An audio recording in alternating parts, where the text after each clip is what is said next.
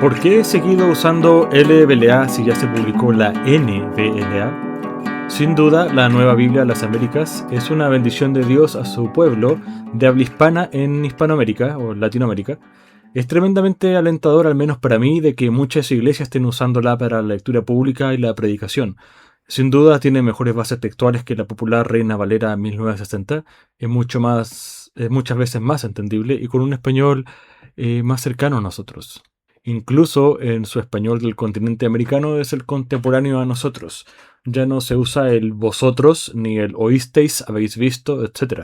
Sino que usa el ustedes. Esto es un cambio que a muchos les gusta mucho y es un gran avance. En lo personal, no tengo problema con el español o castellano usado en España, la península ibérica.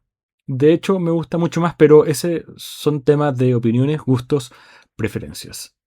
Y gracias a Dios tenemos distintas versiones de la palabra de Dios al alcance para distintas preferencias en estos temas.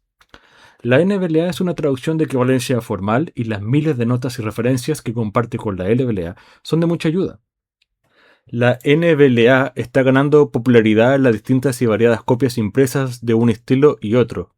En Biblia de estudio, Biblia de púlpito, de bancas, del ministro, con referencias y notas, otras más con ayudas devocionales, en su número de colores, ayudas, presentaciones, etc. En mi opinión, eso está perfecto. Pero en lo profundo de mí, me hubiera gustado que se siguiera imprimiendo la Biblia de las Américas, en sus diversos formatos, como los de VIH antiguamente, aunque no fueran muchas copias. Quizá por eso no es económicamente viable, y de alguna manera la LBLA ha sido desplazada por su revisión más moderna, la NBLA. Pero la pregunta, ¿por qué sigo usando la LBLA por sobre la NBLA? Mi respuesta es más opinión personal, preferencias y gustos, aunque puedo argumentar sólidamente en favor de la LBLA por sobre la NBLA en algunos puntos. Vamos por parte. Número 1. La NBLA ocupa un lenguaje que nosotros como hispanoamericanos usamos. Por ejemplo, ustedes, les digo, oyeron, vieron, etc. Esto es un punto a favor, pero en mi gusto, en lo que yo me he acostumbrado al español de la península ibérica, obviamente hay un tema ahí de preferencias. Quizá por la lectura y el primer uso de la Reina Valera del 60. Por eso sigo y no tengo problema en usar la Biblia de las Américas, la antigua.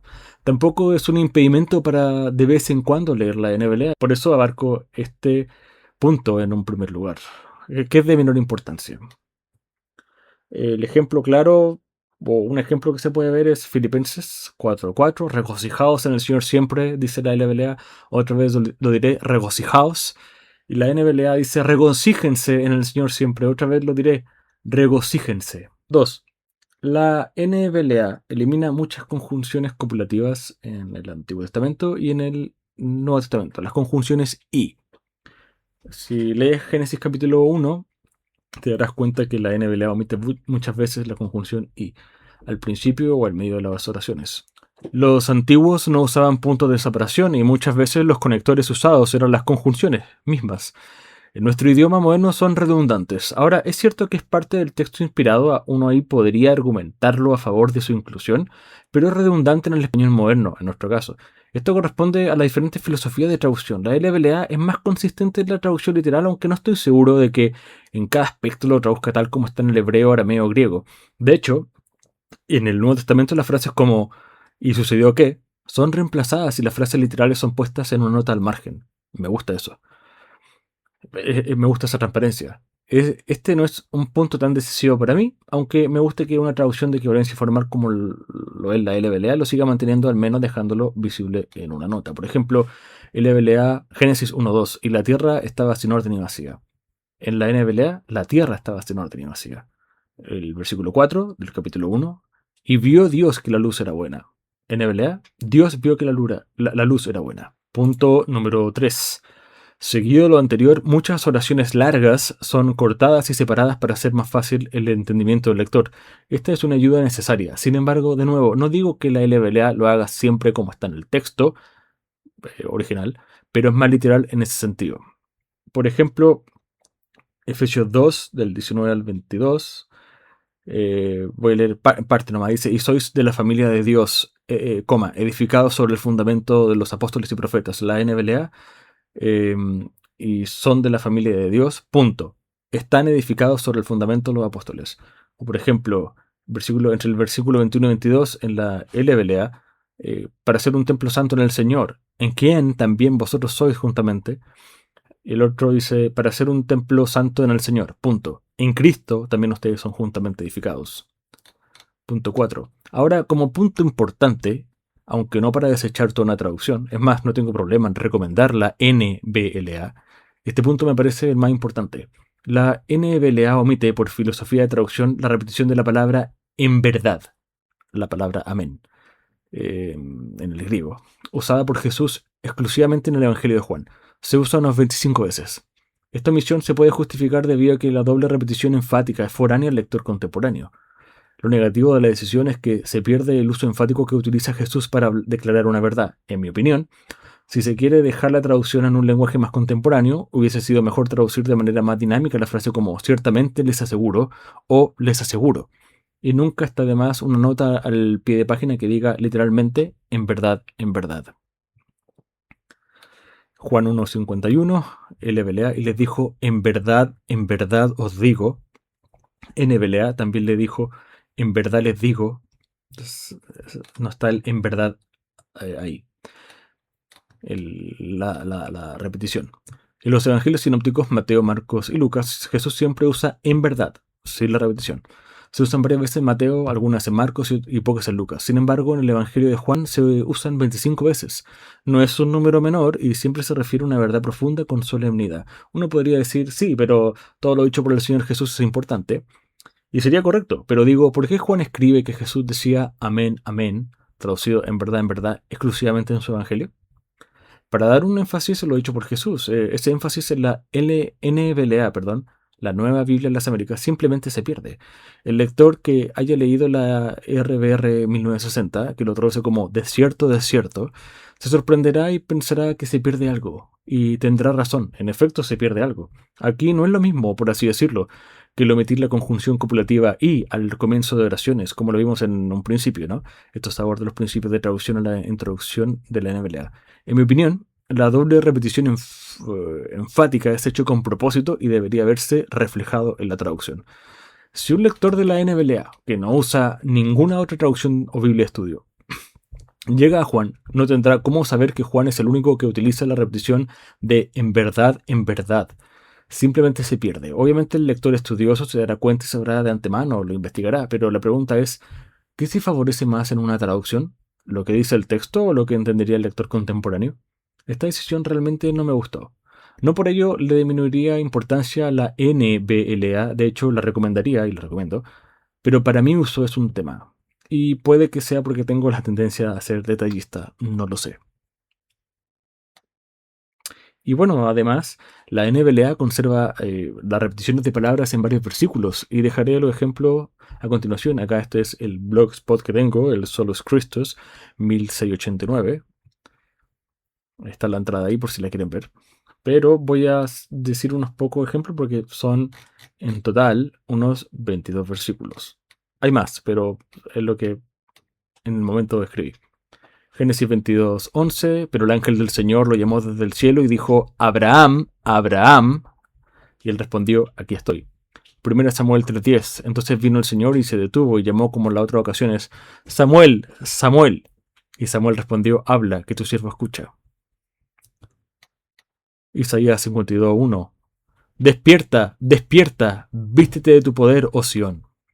Mateo 7:21, no todo el que me dice, Señor, Señor, entrará en el reino de los cielos, sino el que hace la voluntad de mi Padre, que está en los cielos. Mateo 23:37, Jerusalén, Jerusalén, la que mata a los profetas y apedrea a los que son enviados a ella. De hecho, también en Mateo 27:46, donde dice, Elí, Elí, lema sabactaní, esto es, Dios mío, ¿por qué me has abandonado? Lo mismo en Marcos 15:34, Eloí, Eloí, lema sabactaní, que traducido significa, Dios mío, ¿por qué me has abandonado? Lucas 6:46, ¿por qué ustedes me llaman Señor, Señor y no hacen lo que yo digo? Lucas 10:41, el Señor le respondió, Marta, Marta, tú estás preocupada y molesta por tantas cosas. Lucas 22:31, Simón, Simón, mira que Satanás los ha reclamado a ustedes para santearlos como a trigo. Listé 22 versículos, realmente no lo dije todo acá para no demorar tanto.